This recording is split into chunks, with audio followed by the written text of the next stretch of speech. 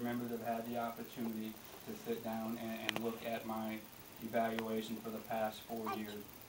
It is unfortunate that one isolated incident in communicating with Coach Redmond has led to a decision not to rehire me. One of my goals for this school was to build a successful program, one that everyone could take pride in and not just base it on wins and losses. And I feel like I built a program that goes beyond playing basketball. Camp numbers at an all-time high. We have started up first and third grade levels, which has also been so popular with the high school girls. Junior Pro, which is a 4th through 6th grade basketball league, has had its numbers increase every year. We started out with 4 teams and have gone up to 16. High school numbers are also at a high, as they have been in a long time with 26. Team unity seems to be a strong attribute of being a Lady Tiger, which is evident tonight. Team nights have been tons of fun and memories to take with us. Summer trips have been great bonding. The kids truly like and care for each other. Kids have represented the school and community with nothing but class and dignity. I have high expectations and a code of conduct for them. Curfew, school behaviors, tardies, detention, grades. I check student grades and tardies on a regular basis. I know I cannot take credit for this, but I do take a lot of pride in this. In our 4 years together, community, parents, players, and coaches, we have had a team and individual accomplishments. We have had 2 conference titles, 3 regional titles, 2 sectional titles, back-to-back Elite 8, and a 4th place finish. We have also sent 4 kids to play at the next level. In closing, I would like to thank the community for the support of myself, the program, and the girls. I thank the parents for what they have helped this program become. You will not find a town that travels in support as well as Olney does. I'd like to thank Mark Weiler, Steve Hope, and Blaine Heights for their coverage and support on the radio, Justin and Ashley Hatton for their work and coverage in the Daily Mail. I'd like to thank Cindy and Brooke for allowing me to pour my heart and soul into this opportunity, even if it meant being away a lot. I know the girls and parents appreciate everything you have done for them. I'd also like to thank the girls for everything. We wouldn't have had the success that we've had if it wasn't for you. You mean so much to me. Each one of you has made a positive impact on my life, and I am a better person for being around you. Has far exceeded any of our expectations, not only on the basketball court, but what he instills in his student athletes to prepare them for the future. This is the kind of teacher and coach that our community needs to retain. I ask you, the Board of Education, to make the right decision. Rehire Mr. McKinney for our community and for the future of Lady Tigers basketball. Thank you. Community Unit School District Number 1, School Board. Administrators, community members, parents, and student athletes.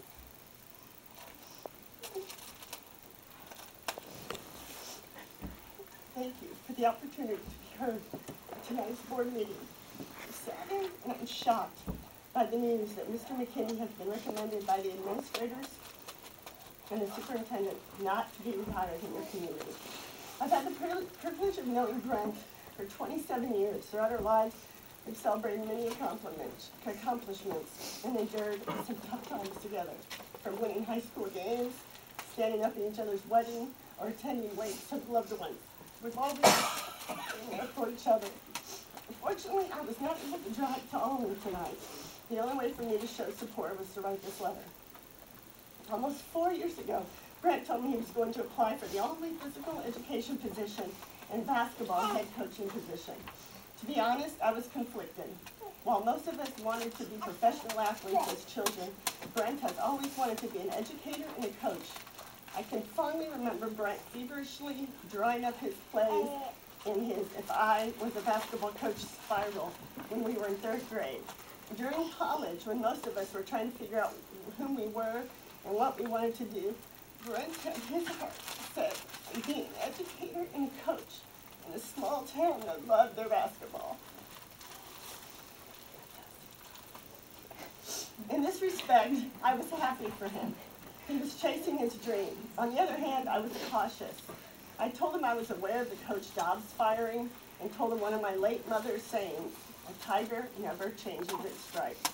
would this school district ultimately rip his heart out and crush his childhood dream.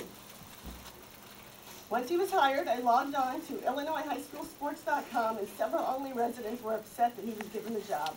After reading this post, I posted a letter in your town on topics.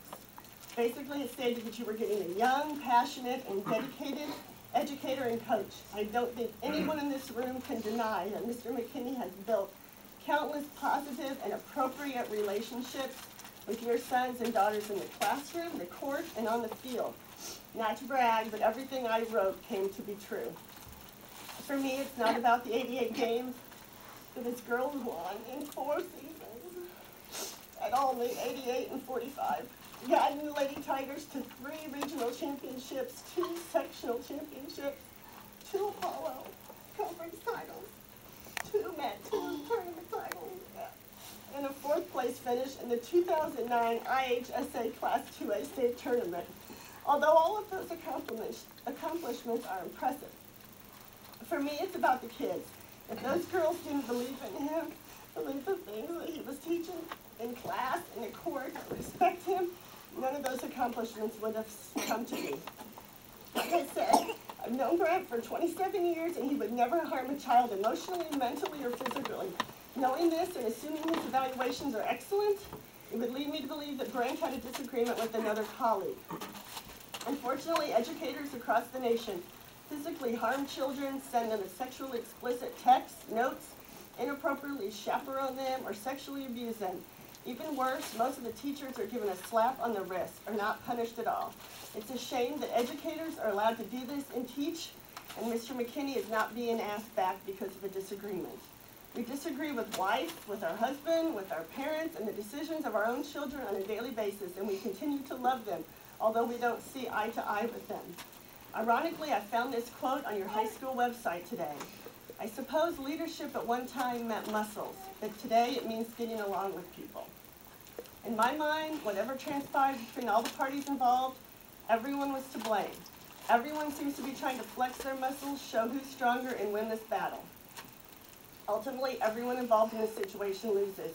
The school district loses an outstanding educator and coach. Colleagues and parents lose a great friend, educator and coach, but the kids have the most to lose. Fundamentally, isn't education about the kids? Aren't we supposed to get along and help one another? Aren't we supposed to show our children how to handle all types of situations, good or bad? Has any of that happened here in the last few weeks? Tonight, when you go into private session, when you cast your vote, I ask that you listen to the basketball parents, listen to the students whose lives have been positively impacted by Mr. McKinney, and listen to your heart and your mind, and may your vote be placed with the kids and not with school politics. Thank you, Mike Ricazzi.